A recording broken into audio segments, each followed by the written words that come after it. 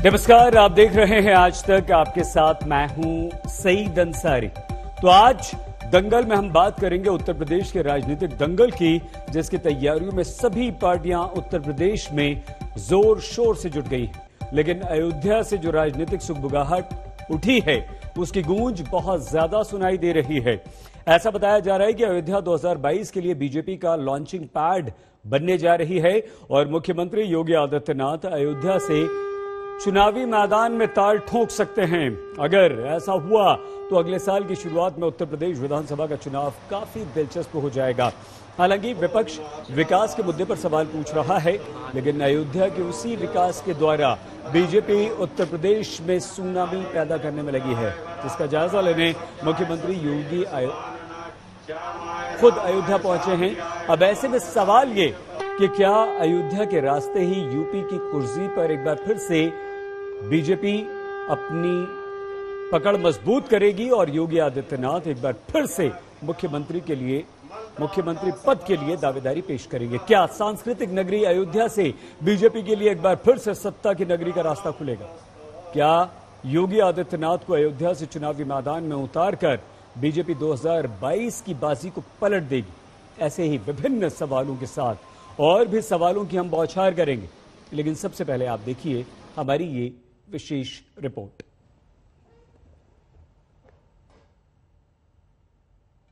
अयोध्या के जो विधायक योगी जी को अपनी सीट से लड़वाना चाहते हैं, उन्हें बताना होगा कि पिछले 5 साल में उन्होंने अपने क्षेत्र में क्या काम किया, कितने लोगों को रोजगार दिए, कितने गांव में पेयजल की व्यवस्था कराई, महिलाओं के प्रति उनके एरिया में अपराध की क्या परिस्थितियां रही। 2017 से उत्तर प्रदेश की जनता भगवान राम की नगरी में एक बार फिर योगी पधारे। वैसे न जाने कितनी बार सीएम योगी अयोध्या आए, लेकिन इस बार आए तो सियासत की नई सुगबुगाहट शुरू हुई। अटकलों का बाजार नए सिरे से गर्म हो गया। यूपी विधानसभा चुनाव में अभी करीब 7 महीने का वक्त बचा है, लेकिन सियासत का सप्तक राग शुरू हो गया। या यूं कहें कि कहा जा रहा है कि सीएम योगी अयोध्या सीट से 2022 के चुनाव का ताल ठोक सकते हैं। ताकि ये जो विजिट है ये बहुत अहम मानी जा रही है, क्योंकि एक दिन पहले ही सतीश चंद्र मिश्रा जो बसपा के नेशनल जनरल सेक्रेटरी हैं, वो यहाँ से आए थे और एक तरह से बसपा ने शंखनाद कर दिया था अपनी चुनावी रण का। तो उसको देखते हुए योगी आदित्यनाथ एक मैसेज देना चाहते हैं, भाजपा एक मैसेज देना चाहती है कि भाजपा के लिए अयोध्या कितनी प्रिय है। लगभग 20 से ज्यादा दफा सीएम योगी आदित्यनाथ जब से सीएम बने हैं, वो अयोध्या राम नगरी में आ चुके हैं। अयोध्या वो जगह है जहाँ बसती है भारतीय सांस्कृतिक चेतना, जहां दिखती है परंपराओं की झलक, जो आध्यात्म का केंद्र है। अयोध्या आंदोलन ने बीजेपी को फर्श से अर्श तक पहुंचाया। बीजेपी ने अयोध्या में राम मंदिर निर्माण को लेकर जनता से जो वादे किए थे, उसके लिए सुप्रीम कोर्ट से दरवाजा खुलते ही निर्माण का काम तेज हो गया।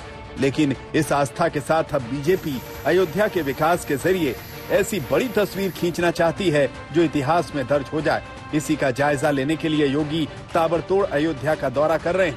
अयोध्या के रास्ते 2022 की जमीन को पुख्ता करने में जुट गए। आने वाले समय में अयोध्या वैश्विक मानचित्र पर एक नया स्थान बनाने जा रहा है। उसके लिए हमें हर एक क्षेत्र में तैयार होना होगा, न केवल टूरिज्म के लिए बल्कि अच्छा एजुकेशन का हब बने, स्वास्थ्य सुविधाओं का भी एक केंद्र बिंदु बने, अच्छी यहां पर पर्यटन की सुविधाएं उपलब्ध हो सके। इसके लिए यहां के जनप्रतिनिधियों के साथ मिलकर के केंद्र और प्रदेश सरकार उन कार्यक्रमों को तेजी के साथ आगे बढ़ाने के लिए प्रतिबद्ध है।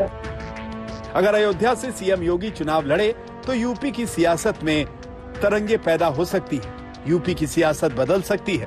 बीजेपी के लिए 2022 का रास्ता आसान हो सकता है, लेकिन विपक्ष को ऐसा नहीं लगता। अयोध्या के जो विधायक योगी जी को अपनी सीट से लड़वाना चाहते हैं, उन्हें बताना होगा कि पिछले 5 साल में उन्होंने अपने क्षेत्र में क्या काम किया, कितने लोगों को रोजगार दिए, कितने गांव में पेयजल की व्यवस्था कराई, महिलाओं के प्रति उनके एरिया में अपराध की क्या परिस्थितियां रही। 2017 से उत्तर प्रदेश की जनता, वर्तमान सरकार की संवेदनहीनता, बिगड़ती कानून व्यवस्था, बढ़ती बेरोजगारी, किसानों के प्रति अत्याचार, महिलाओं के प्रति अत्याचार और एक तानाशाही रवैया देख रही है। ये चुनाव जनता के मुद्दों पे होगा और पिछला चुनाव योगी आदित्यनाथ ने नहीं लड़ा था, इस बार वो लड़ रहे हैं, तो क्या फर्क पड़ता है। बीजेपी के धुर विरोधी भले ही इन मुद्दों को ताश के पत्तों की तरह अपने हिसाब से फेंट रहे हैं, लेकिन अयोध्या से बीजेपी के मौजूदा विधायक वेद प्रकाश गुप्ता का मानना है कि अगर योगी आदित्यनाथ अयोध्या से लड़ते हैं तो माहौल बदल जाएगा। ये उनके लिए गौरव की बात होगी। हालांकि उन्होंने ये भी कहा कि ये पार्टी तय करती है कि किसको कहां से चुनाव लड़ना है। ये हम सब लोगों के लिए, अयोध्या वासियों के लिए, पूज्य संत महतों के लिए, सबके लिए सौभाग्य की बात होगी यदि मुख्यमंत्री जी यहाँ से चुनाव लड़ते हैं। ऐसा उनका यदि कोई निर्णय है, लेकिन ये पार्टी और संगठन तय करता है कि किसको कहाँ से चुनाव लड़ना है। और निश्चित रूप से यदि मुख्यमंत्री जी यहाँ से लड़ेंगे तो ये हम लोगों के लिए, सबके लिए प्रसन्नता के गौरव की बात है। अयोध्या तो ऐसे भी मुख्यमंत्री जी की प्राथमिकताओं में है। 2022 के यूपी विधानसभा चुनाव के लिए बीजेपी अपने तरकश के सारे तीरों को आजमाना चाहती है, जिसमें आस्था भी होगी और विकास भी। यही वजह है कि कुछ दिनों पहले पीएम मोदी ने खुद अयोध्या के मास्टर प्लान का जायजा लिया था। इस मास्टर प्लान के जरिए अयोध्या के विकास का जो खाका तैयार किया गया है वो अगले 100 साल की जरूरतों के हिसाब से तैयार किया गया है, लेकिन प्रधानमंत्री ने अगले 30 साल का प्लान ही देखा। अयोध्या के लिए डेवलपमेंट अथॉरिटी ने 20,000 करोड़ रुपए के प्रोजेक्ट तैयार किए। योगी आदित्यनाथ ने 19 मार्च 2017 को यूपी के मुख्यमंत्री पद की शपथ ली, जिसके बाद 18 सितंबर 2017 से वो विधान परिषद के सदस्य हैं। लेकिन इस बार अगर विधानसभा के रास्ते सीएम कुर्सी पर जाने की तैयारी है तो चुनाव और दिलचस्प हो जाएगा। बीजेपी के लिए ये सबसे बड़ा मास्टर स्ट्रोक हो सकता है। अयोध्या से समर्थ श्रीवास्तव के साथ आज तक ब्यूरो। तो बस लगभग 7 महीने का समय रह गया है उत्तर प्रदेश विधानसभा चुनाव को। राजनीतिक हलचल जबरदस्त तेज हो गई है। विभिन्न राजनीतिक दल अपनी अपनी राजनीतिक रणनीति बनाने में जुटे हुए हैं। प्रेम शुक्ला जी, सुप्रिया श्रीनेत जी, पवन पांडे जी, विनोद बंसल जी, प्रोफेसर सतीश प्रकाश जी, आप सभी का स्वागत, नमस्कार आप सभी को। और प्रेम शुक्ला जी, बहुत छोटा सा सवाल, कुछ जरूर कहिएगा क्योंकि बहुत चर्चा है। क्या प्रेम जी, योगी आदित्यनाथ अयोध्या से चुनाव लड़ने जा रहे हैं और 2022 अगला जो विधानसभा चुनाव है उसके लिए अयोध्या कितना बड़ा रास्ता है आपको सत्ता तक पहुंचाने के लिए? देखिए, अयोध्या हमारे लिए सांस्कृतिक चेतना का केंद्र बिंदु है। जिस तरह से अयोध्या में रामलला के जन्मस्थान का गर्भगृह है, उसी तरह से भारतीय सांस्कृतिक चेतना का गर्भगृह भी हमारे लिए अयोध्या है। अब आपका दूसरा प्रश्न है कि आदरणीय योगी आदित्यनाथ जी क्या अयोध्या से चुनाव लड़ेंगे? तो भारतीय जनता पार्टी में यह निर्णय लेने का अधिकार भारतीय जनता पार्टी के सांगठनिक प्रक्रिया है, जिसमें जो है प्रदेश से रिकमेंडेशन जाता है और उसके बाद पार्लियामेंट्री बोर्ड है, वो तय करता है कि कौन किस सीट से चुनाव लड़ेगा, कौन कहां से उम्मीदवारी करेगा। जी कितनी? लेकिन एक चीज तो उभर कर आई है कि वहां के हमारे मित्र और स्थानीय विधायक वेद प्रकाश गुप्ता जी ने यह निश्चित तौर पर मांग की है, तो इसलिए एक संभावना तो आपने निश्चित तौर पर पैदा होते हुए देखी है। आप भी मानते हैं ना संभावनाएं लड़ सकते हैं योगी आदित्यनाथ? जिस तरह से वेद प्रकाश गुप्ता जी ने प्रस्ताव किया है, अगर से पार्टी संगठन और पार्लियामेंट्री बोर्ड स्वीकार करता है, एक संभावना तो बनती है। और प्रेम जी, अयोध्या में जो जबरदस्त विकास का प्लान है आपका, बीजेपी का, आपको लगता है कि चुनाव में अयोध्या महत्वपूर्ण होगा और आपको फायदा पहुंचाएगी अयोध्या नगरी? देखिए, सारे जो सांस्कृतिक केंद्र हमारे, चाहे अयोध्या हो, चाहे काशी हो, चाहे मथुरा हो, चाहे कुशीनगर हो, चाहे बुद्धा सर्किट की बात हो, चाहे रामा सर्किट की बात हो, चाहे कृष्णा सर्किट की बात हो, सारे सांस्कृतिक केंद्रों के विकास का कार्य पिछले 4.5 वर्षों में उत्तर प्रदेश में हुआ है। अगर कुशीनगर में जो है एयरपोर्ट लाया जाता है और कुशीनगर में बुद्धा सर्किट का विकास होता तो सिर्फ चुनावी दृष्टिकोण नहीं है, बल्कि उत्तर प्रदेश का विकास भी है। यदि मथुरा के आसपास, मथुरा और वृंदावन के विकास के लिए विशेष परियोजनाएं लाई जाती हैं तो सिर्फ उसका चुनावी दृष्टिकोण नहीं है। उसी तरह से अयोध्या का जो विकास है, सर्वांगीण विकास, आप अयोध्या को प्राचीनता के साथ साथ उसमें आध्यात्मिक प्राचीनता भी रहे और साथ ही साथ यदि उसको आधुनिक विकास के साथ जोड़े जाने का प्रयास किया जा रहा है तो इसका सिर्फ जो है चुनाव से जोड़कर देखना संकीर्ण दृष्टि होगी। ठीक है सुप्रिया जी, समय कम है चुनाव में और कांग्रेस आप भी जबरदस्त रणनीति बनाने में जुटे होंगे, चुनाव की तैयारियां आपकी चल रही होंगी। अयोध्या आपके लिए कितना महत्वपूर्ण है? बहुप्रतीक्षित श्री राम मंदिर निर्माण की प्रक्रिया वहां पर शुरू हो चुकी है, बीएसपी वहां जाकर ब्राह्मण सम्मेलन की शुरुआत कर चुकी है, बीजेपी का जबरदस्त विकास का वहां पर प्लान है। आपकी दृष्टि में कांग्रेस के लिए अयोध्या से रास्ता उत्तर प्रदेश की सत्ता से कैसे जाता है?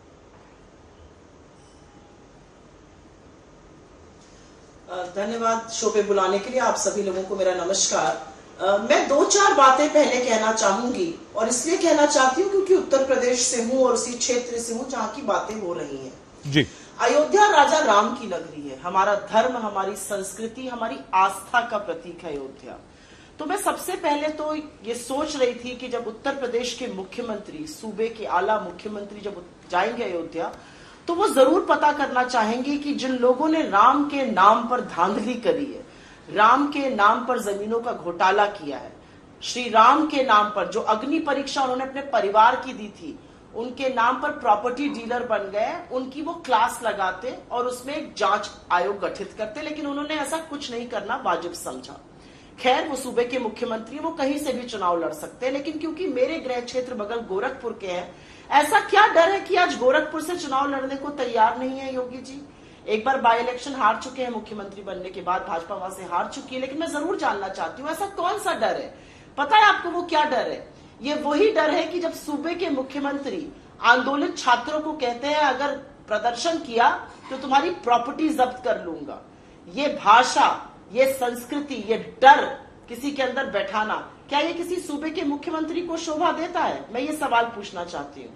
क्या सूबे के मुख्यमंत्री ये बात करेंगे कि आपने पूरे उत्तर प्रदेश को और देश के तमाम और शहरों को पाट दिया है बड़ी बड़ी होर्डिंग लगाकर कि हमने बहुत बढ़िया काम किया है, हमने लाखों लोगों को रोजगार दिया है, हमने टीकाकरण कर दिया है? क्या आप बताएंगे कि देश का सबसे ज्यादा पॉपुलेटेड राज्य आज पिछड़ा क्यों है वैक्सीनेशन में? आप किस वैक्सीनेशन की बात करते हैं? 24 करोड़ की आबादी में आपने 72 लाख लोगों को कुल 2 डोज लगाई है। आपसे आधी जनसंख्या का प्रदेश है महाराष्ट्र, 92 लाख को लगाया है। अपने ही भाजपा को ले लीजिए, एक मिनट, अपने ही भाजपा शासित प्रदेश गुजरात को ले लीजिए, उन्होंने आपसे ज्यादा लगाया है, 1/3 जनसंख्या है। तो किस बात का ढिंढोरा पीटा जा रहा है? आप 160 करोड़ खर्चा करके लोगों को बेवकूफ बना रहे हैं उन्हीं के पैसों से, और जो सच दिखाएगा उसके ऊपर आप जाके इनकम टैक्स और अपने फ्रंटल के द्वारा रेड कराएंगे। उत्तर प्रदेश में ये मुद्दे हैं। ठीक है सुप्रिया जी, कांग्रेस कहां है उत्तर प्रदेश में? और पिछले कई समय से कांग्रेस जो अपनी जमीन तलाशने की कोशिश कर रही है, आगामी विधानसभा चुनाव में आपको ऐसा वो कौन सा पॉइंट, ऐसा वो कौन सा मुद्दा लगता है जिस पर उत्तर प्रदेश की जनता कांग्रेस पर विश्वास करे और आपको एक बार फिर से सत्ता सौंपे, या आप अभी भी हाशिए पर ही रहेंगी या हैं? ये आप लोगों का एक फेवरेट शब्द है, जमीन तलाशना और हाशिए पर रहना। जितने चैनल्स मैं आज तक पे जब भी आती हूँ, जब भी आप लोग के साथ शो होता है, ये आप शब्द जरूर इस्तेमाल करते हैं जी। आपको पता है आज हाशिए पे कौन है? अगर योगी जी और उनका कुप्रशासन हाशिए पर नहीं होता तो वो धमकी नहीं देते लोगों को। अगर महिलाएं सुरक्षित होती तो मोदी जी को जाकर इतना सफेद सपाट झूठ ना बोलना पड़ता शिव की नगरी काशी में, क्योंकि हाशिए पर वो हैं। आज जनता तय करेगी मुद्दे, और उन्हीं मुद्दों के साथ हम जनता के बीच में उनकी सतत आवाज बन रहे हैं, चाहे वो बेरोजगार हो, चाहे वो छात्र हो, चाहे वो शिक्षकों के बीच में घोटाला हो, चाहे वो महिला सुरक्षा का मामला हो, चाहे वो किसान हो जिनके साथ बड़ी बर्बरता करी गई उत्तर प्रदेश में। ये लोग तय करेंगे मुद्दा क्या है, और क्योंकि मुद्दे से भागना है तो हर उस बात को करना है जो तथ्यात्मक रूप से बिल्कुल गलत है उत्तर प्रदेश में भाजपा के लिए।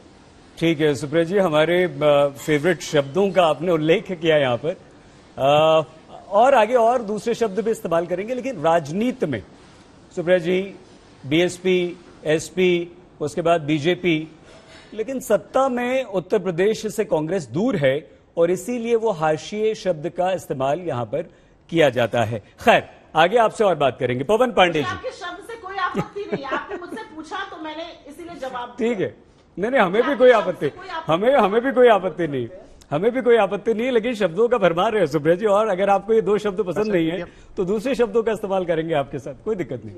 ऐसा मीडिया पर पवन पांडे जी, मुझे कोई आपत्ति नहीं, आप जिन शब्दों का शब्दकोश से इस्तेमाल करें। ठीक है जी।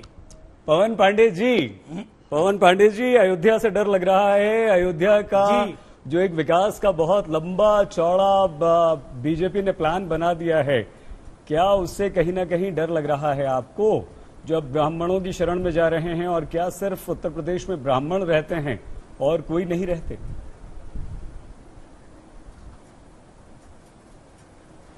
देखिए, आपके चैनल के माध्यम से पहले तो मैं ये कहना चाहता हूं कि 4.5 साल पूरे हो गए हैं योगी आदित्यनाथ जी की सरकार के।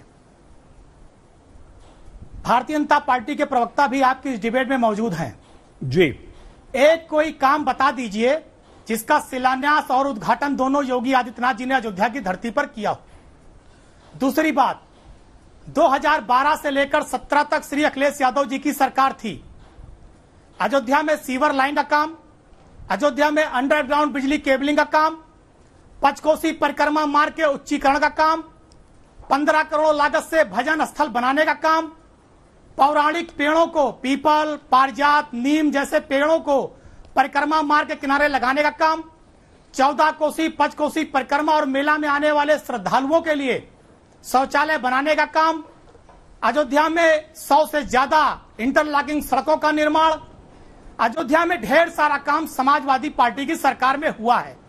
आज जिस मेडिकल कॉलेज का निरीक्षण माननीय मुख्यमंत्री योगी आदित्यनाथ जी कर रहे थे, उस मेडिकल कॉलेज में जो आज ओपीडी चल रही है, उस ओपीडी का भी उद्घाटन माननीय मुख्यमंत्री रहते हुए आदरणीय अखिलेश यादव जी ने किया। जहां पर एमबीबीएस के डॉक्टरों की शिक्षा दी जाती है, क्लास चलती है। गंजा गांव में वो जमीन देने का काम भी समाजवादी पार्टी की श्री अखिलेश यादव की सरकार में किया गया। ठीक है, समाजवादी पार्टी ने 2012 से 17 से लेकर अयोध्या को विकास के रास्ते पर ले जाने का काम किया है। मैं पूछना चाहता हूं, इन 4-4.5 सालों में योगी जी केवल कागजों में, अखबारों में, विज्ञापनों तक सीमित हैं। अयोध्या के धरातल पर कोई काम भारतीय जनता पार्टी का दिखाई नहीं पड़ रहा है। और आप देखिएगा 2022 में कोई लड़े, भारतीय जनता पार्टी की हार अयोध्या से सुनिश्चित है। ठीक है, मैं इस बात को इसलिए कहना चाहता हूं, ठीक है पवन जी, अयोध्या की जनता भारतीय जनता पार्टी से ठगी गई है, छली गई है, और आज जनता पूरी तरह से समाजवादी पार्टी के साथ अयोध्या में खड़ी है। ठीक है, लेकिन विनोद जी, ये भी तो सच्चाई है ना, जब अखिलेश यादव मुख्यमंत्री बने थे। एक बात आपने ब्राह्मणों की की, एक बात आपने ब्राह्मणों की की, ब्राह्मणों के बारे में आपने कहा, मैं ब्राह्मणों के बारे में भी कह देना चाहता हूं। करेंगे, चलिए ब्राह्मणों पर आते हैं एक बार। हम जब सतीश जी के पास जाएंगे तो बात करेंगे। एक सेकंड सर, एक रिएक्शन ले लें जल्दी से। विनोद बंसल जी यहाँ पर है। विनोद जी, राम मंदिर के लिए सबसे पहला आंदोलन तो आपने शुरू किया था, आपकी पार्टी ने सर शुरू किया था, तो क्या आप यहाँ पर जो पवन पांडे जी की बात सुनने के बाद आप धन्यवाद देंगे पवन पांडे जी के नेता अखिलेश यादव जी को कि इतने सारे काम किए और आप उन्हें रिकॉग्नाइज ही नहीं करते हैं सर? तो आज तो धन्यवाद दे दीजिए अगर आप सहमत हैं तो। नहीं, मैं धन्यवाद दूंगा, डेफिनेटली दूंगा, और आपके डिबेट में धन्यवाद दूंगा, और आपके डिबेट के कामों के वजह से धन्यवाद दूंगा। मैं सबसे पहले तो कांग्रेस को धन्यवाद दूंगा कि कम से कम भगवान राम और भगवान शिव दोनों की याद आ रही है उनको आज। मुझे बड़ा खुशी हो रही है कि कम से कम जो राम को सिरे से नकारने वाले लोग हैं, उनको भगवान राम, प्रभु राम और शिव जी, ये दोनों की याद आ रही है। मुझे संतोष हो रहा है बहन जी, मैं जानता हूँ। और दूसरी बात, मुझे इस बात का भी संतोष हो रहा है कि अयोध्या के विकास का बखान ही सही, अयोध्या के लोग जानते हैं कि किसने क्या किया, लेकिन कम से कम समाजवादी पार्टी भी कर रही है। उसको भी इस बात के लिए मजबूर होना पड़ रहा है कि जिस धरती पर आपने लहूलुहान किया, जिस धरती को, जिस सरयू के अंदर खून का, राम भक्तों का रक्त बहा, उस सरयू के तट पर आप विकास की बात कर रहे हैं। जिस अयोध्या में आपने कहा था कि पंछी भी पर नहीं मार सकता, वहां पर लाखों राम भक्तों पर गोलियां चलवाने का साहस करने वाले ये अखिलेश और उनके पिताश्री, आप मुझे बताइए कि ये किस मुंह से कहेंगे विकास की बात भाई? ये वो जिस 84 कोसी, पंचकोसी और 12 कोसी, 14 कोसी परिक्रमा की बात कर रहे हैं, उस परिक्रमा को तो इन्होंने पूरी तरह से प्रतिबंधित ही कर दिया था भाई। पूज्य संतों को ऊपर इन्होंने कितना प्रहार किए थे, कौन नहीं किया? कभी नहीं किया। 84 कोसी प्रतिबंध के कारण विश्व हिंदू परिषद को आंदोलन करना पड़ा था। आप गलत बोल रहे हैं। आप 84 कोसी परिक्रमा को अगर 2 बार करेंगे, आप गलत बोल रहे हैं। 84 कोसी परिक्रमा को पूर्णतः प्रतिबंधित किया था, मुझे पता है, मैंने प्रेस स्टेटमेंट जारी किया था। आप इसी परिक्रमा को 2 बार करेंगे साल में कोई मैं कहता हूं साल में कोई त्योहार 2 बार नहीं होता है। दिवाली 1 बार होगी, होली 1 बार होगी, परिक्रमा 1 बार होगा। आप साल में 2 बार परिक्रमा करेंगे। जो रामद्रोही कहेंगे 2 बार परिक्रमा करेंगे, ऐसा नहीं होता। वो नहीं होने देंगे। ये मुझे पता है, जब राम मंदिर बन रहा है तो बेकार है इस समय। रामद्रोही होने का सर्टिफिकेट और राम भक्त होने का सर्टिफिकेट आप मत दीजिए। आप राम भक्त होने का सर्टिफिकेट मत दीजिए। राम के नाम पे दलाली करने वाले, राम के नाम पे जमीन पे धोखा करने वाले, राम के नाम पे चंदा खाने वाले, सुन तो लीजिए पवन जी प्लीज। जब ये बोल रहे पवन जी एक बार विनोद बंसल जी को समाप्त कर लेने दीजिए, उसके बाद आते हैं। अच्छा, सतीश जी का रिएक्शन भी लेना है, हम ओपन करेंगे डिबेट को। रुक जाइए 1 मिनट पवन जी प्लीज। राम भक्त को बोलने नहीं देंगे। हिंदू तो इनके लिए 2 दर्जे का नागरिक है। ये तो इस्लामिक जिहादियों के साथ खड़े रहते हैं हमेशा। ये मुस्लिम तुष्टीकरण की राजनीति में नंगे हो चुके हैं। आप मुझसे बड़े हिंदू हैं, आप मुझसे बड़े हिंदू हैं, पवन आप मुझसे बड़े हिंदू हैं। मैं अयोध्या का ब्राह्मण हूँ, आप मुझसे बड़े हिंदू हैं। आप मुझसे बड़े हिंदू हैं। आप हिंदू होने का सर्टिफिकेट देंगे? आपने भगवान नेक करते हैं, आप तो गोली चलाई, उसको गौरवान्वित महसूस करते हो आप अपने आप को? अरे शर्म आनी चाहिए। जिस मुंह से आप जाओगे, हम भगवान हमारे लिए आस्था का विषय है। आपके लिए भगवान व्यापार का विषय है। आप राम के नाम पे व्यापार करते हैं, राम के नाम पे वोट मांगते हैं। राम हमारे भगवान, हमारी आस्था है। हम उनके नाम पे खरीद फरोख्त नहीं करते। आपके मुंह में कीड़े पड़ेंगे भाई साहब, कीड़े। राम के नाम पे व्यापार बंद करिए। अयोध्या की जनता आपको छोड़ने वाली नहीं है। अरे छोड़िए, अपना देखिए पहले। राम के नाम पे दलाली कर रहे हैं, अपने आप को देखिए आप लोग। राम के साथ जिसने जब दलाली करने वाले, उसकी सजा के नाम पे चंदा इकट्ठा करके अपना घर बनाने वाले, ये क्या देंगे राम का? या समाजवादी हो या नमाजवादी हो या आपको मुल्ला मुलायम हो, अरे बंद करिए राम के नाम पे दलाली। राम के नाम पे दलाली बंद करिए, नरक जाना पड़ेगा, ईश्वर का रास्ता नहीं मिलेगा। पवन जी, विनोद जी, स्वर्ग जाना है तो राम के नाम पे दलाली बंद करिए। राम के नाम पे दलाली बंद करिए, वरना नरक जाना पड़ेगा। पवन जी, विनोद जी, आप दोनों से निवेदन है, निवेदन ये है कि भाषा का संयम आप दोनों को रखना होगा। पवन जी, आपकी आवाज भी हम बंद कर देंगे। विनोद जी, आपकी थोड़े भाषा का संयम रखिए। आप लोग विद्वान लोग हैं, आप लोग पढ़े लिखे लोग हैं, बड़े नेता हैं। पूरा सिर्फ उत्तर प्रदेश नहीं, पूरा भारतवर्ष आपको यहां पर सुन रहा है। प्रोफेसर सतीश प्रकाश जी, मायावती जी जब मुख्यमंत्री थी तो उन्होंने विकास के साथ साथ जो पार्क बनाए, मूर्तियां बनाई, सब प्रतीक चिन्ह बनाए, वो उसको भी विकास का नाम दिया, लेकिन उस पर प्रश्न चिन्ह खड़े हुए। लेकिन क्या आपको लगता है कि बीएसपी पर लगातार ये आरोप जो लगता है कि वो सिर्फ दलितों की बात करती है, अब आपको ब्राह्मण याद आने लगे हैं? आप अयोध्या से ही ब्राह्मण सम्मेलन भले ही नाम बदलकर शुरू करते हैं, क्या आपको लगता है कि 23% और 13% ये 2 ही हैं जो आपको सत्ता फिर से वापस दिलवाएंगे, या विकास भी कहीं ना कहीं प्रोफेसर सतीश आपके एजेंडे में है? नहीं, देखिए अंसारी साहब, ये बात कहना बड़ा अलग है कि बहुजन समाज पार्टी का ओरिजिन कहीं ना कहीं दलित मूवमेंट है। लेकिन आज बहुजन समाज पार्टी उसका एक सामाजिक आंदोलन है।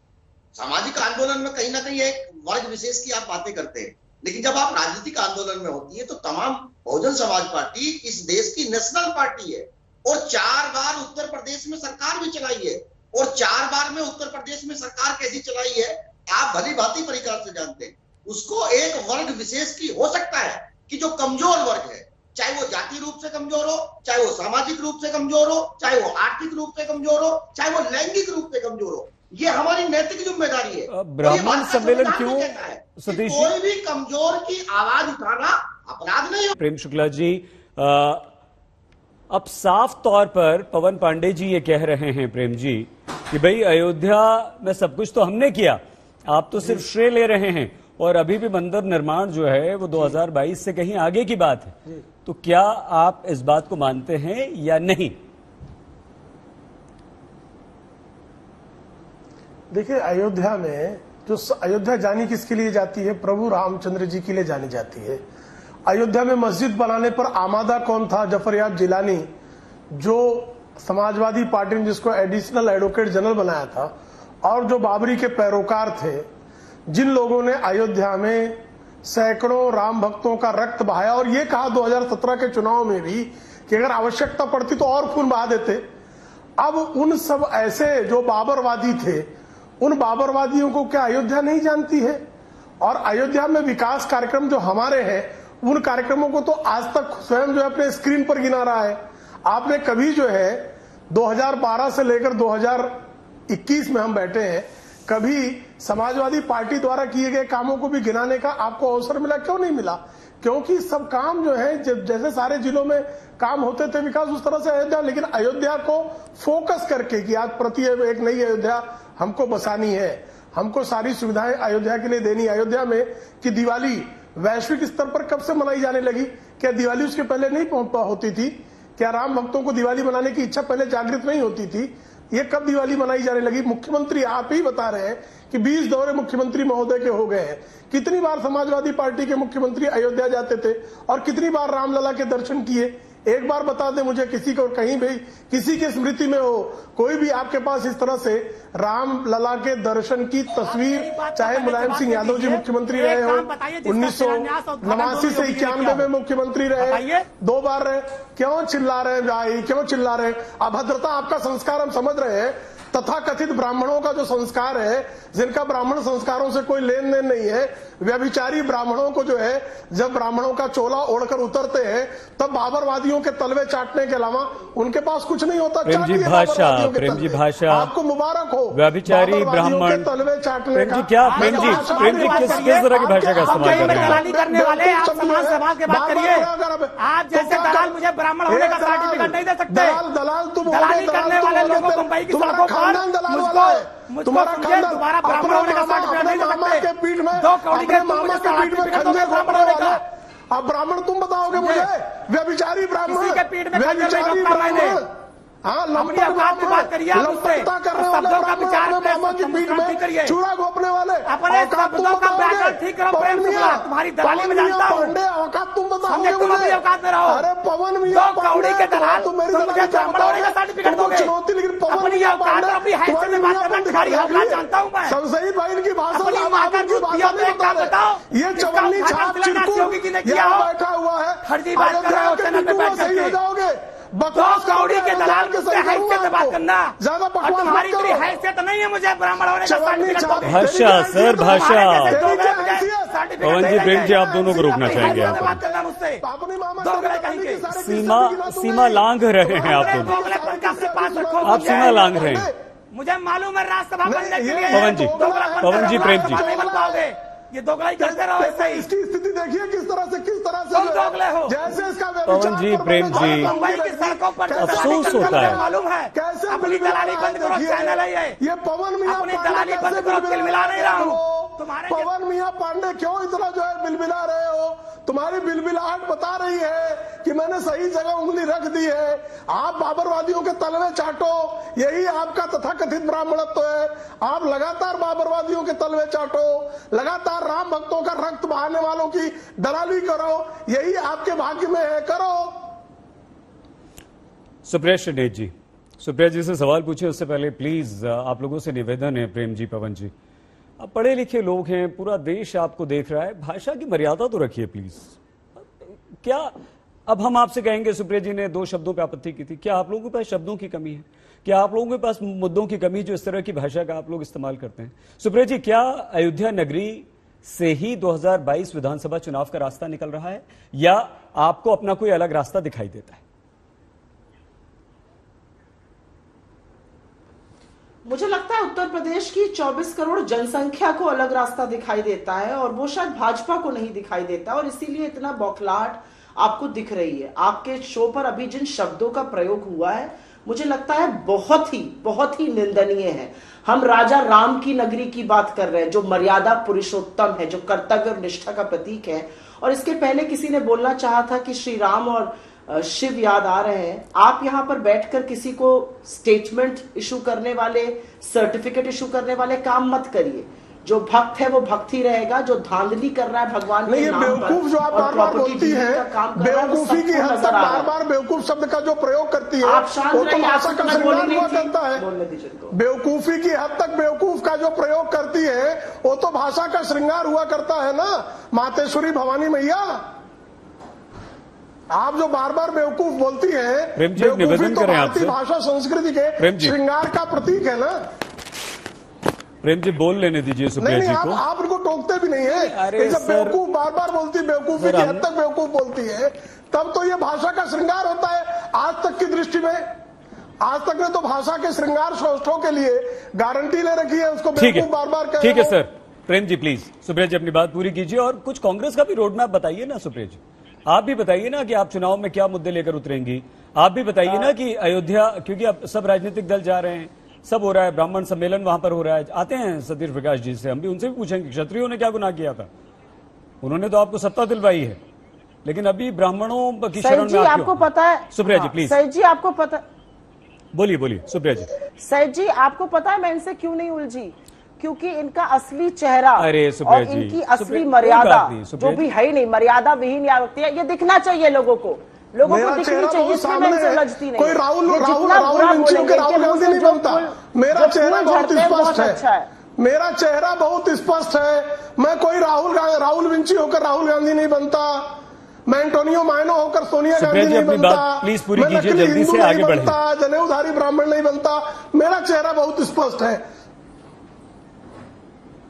सुप्रिया जी।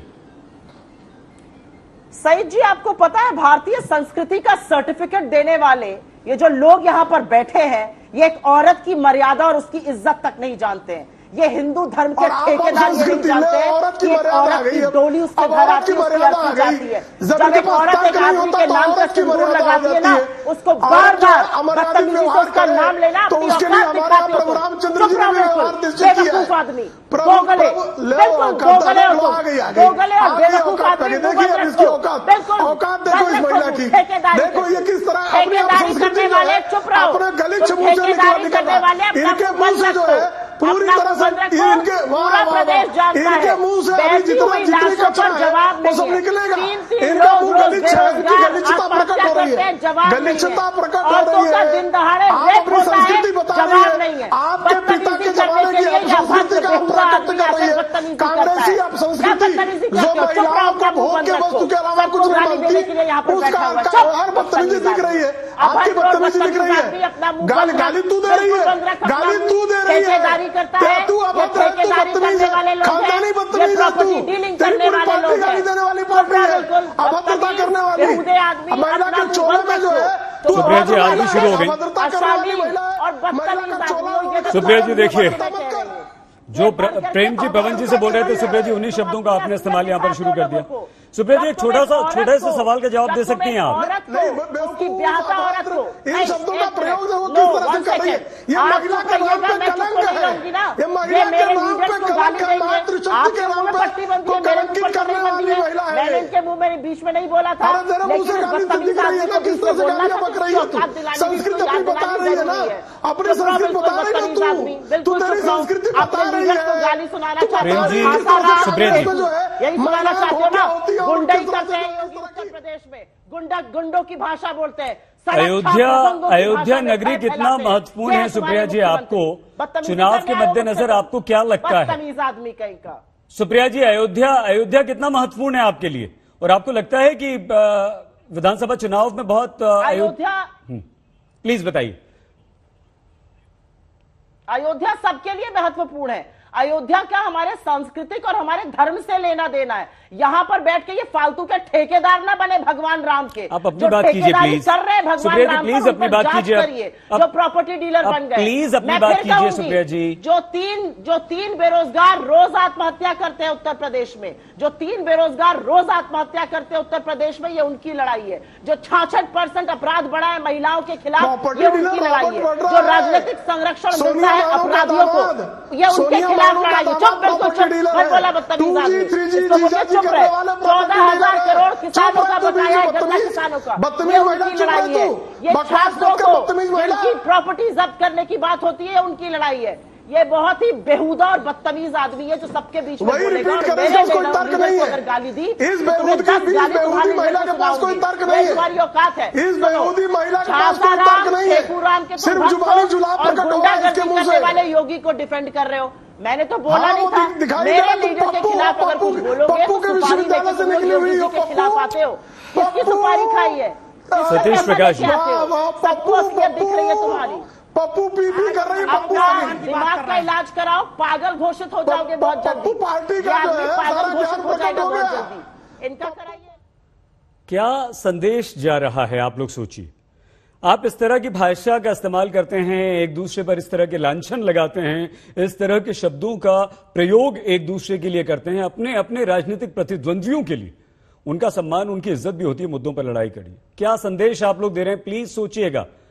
प्रोफेसर सतीश प्रकाश जी, ब्राह्मण सम्मेलन आप शुरू कर रहे हैं, अयोध्या से आपने शुरुआत क्यों की? यह ब्राह्मण सम्मेलन की आपको जरूरत क्यों पड़ी? क्या क्षत्रियों ने आपको सत्ता दिलाने में महत्वपूर्ण भूमिका नहीं निभाई? क्या दलितों को अब आप भूल चुके हैं? प्रोफेसर सतीश। नहीं, देखिए, उत्तर प्रदेश चुनाव का आगाज निश्चित रूप से उत्तर प्रदेश से ही होता है और अयोध्या भी उत्तर प्रदेश का हिस्सा है। हम कोई आरएसएस या बीजेपी के लोग नहीं है कि उत्तर प्रदेश के चुनाव का आगाज हम नागपुर से करते हैं। एक बात। दूसरी बात, अयोध्या में जाने का राइट सबका है। सतीश चंद्र मिश्रा जी को किसी बीजेपी के लोगों से सर्टिफिकेट लेने की जरूरत नहीं है। वो भी ब्राह्मण है और कोई भी व्यक्ति जो उत्तर प्रदेश में, पूरे भारत का जो भी व्यक्ति है, और वो एक सांस्कृतिक नगरी है, ये भी आपको ध्यान रखना पड़ेगा। और जैसा आज आपकी डिबेट में हो रहा है, यही एक मजबूरी रही। ये सब जानते हैं कि सांस्कृतिक धरोहर है, लेकिन जब से वो राजनीति का अड्डा बनाया है, क्यों आपको ये कहने की जरूरत पड़ती है सतीश जी संगठनों ने कि बीजेपी में ब्राह्मण जो है वो सिर्फ गुलदस्ता देने के लिए है? क्यों ये कहने की आवश्यकता पड़ती है? सर अंसारी जी, आज आपके कार्यक्रम में एक बात कह के जा रहा हूं। 4.5 साल में आपने कोई विकास नहीं किया। आप अयोध्या का 100 साल आगे का विकास की बात करते हैं। बहुजन समाज पार्टी जब सत्ता में आएगी मार्च 2022 में, बहन जी की दिन सरकार ने, सुनिए, 1 साल के अंदर अयोध्या के अंदर मल्टी स्पेशलिटी हॉस्पिटल, मरीज का इलाज कराएंगे। ठीक है सर, समय थोड़ा सा कम है। विनोद बंसल जी, हम आपसे राजनीतिक सवाल नहीं पूछ रहे हैं। हम ये विभिन्न राजनीतिक दल के लोग जो यहां पर बैठे हैं, बंसल जी, आपसे सिर्फ ये जानना चाहते हैं कि क्या आपको लगता है कि कहीं ना कहीं अयोध्या आने वाले विधानसभा चुनाव के लिए महत्वपूर्ण है, और जो राजनीतिक दल अयोध्या को भुना पाएगा, राम मंदिर को भुना पाएगा, उसे फायदा मिलेगा? आप इस बात से सहमत हैं सर या नहीं? नहीं शहीद भाई, देखिए, अयोध्या को भुनाने की चीज नहीं है, राम मंदिर को भुनाने का मुद्दा नहीं, कोई राजनीतिक का मुद्दा नहीं है। लेकिन हाँ, जो भगवान राम की शरण में आएगा उसका उद्धार निश्चित है। लेकिन ये बात ये भी तय मानना चाहिए, जब मैं दोबारा दोहरा रहा हूं, जब जिसने भी जहां भी रामद्रोह किया उसकी सजा उसको भुगतनी पड़ी है। देश की राजनीति का पुराना इतिहास है। मैं अभी भी कह रहा हूं, इन सभी रामद्रोहियों से ठीक है सर, समय कम है। बंसल जी बहुत धन्यवाद। प्रेम शुक्ला जी, सुप्रिया श्रीनेश जी, पवन पांडे जी, विनोद बंसल जी, प्रोफेसर सतीश प्रकाश जी, आप सभी का बहुत धन्यवाद। और थोड़ी भाषा की मर्यादा नहीं रखी आप लोगों ने, एक दूसरे को कष्ट हुआ होगा और आपके समर्थकों, देश की जनता को भी इस बात का कष्ट हुआ है। लेकिन 2022 विधानसभा चुनाव क्या उत्तर प्रदेश के मुख्यमंत्री योगी आदित्यनाथ अयोध्या से चुनाव लड़ेंगे? चर्चा इसकी भी है और अयोध्या ही केंद्र में। इस पेशकश में फिलहाल इतना ही। प्लीज अपना बहुत ख्याल रखिएगा, देखते रहिए आज तक।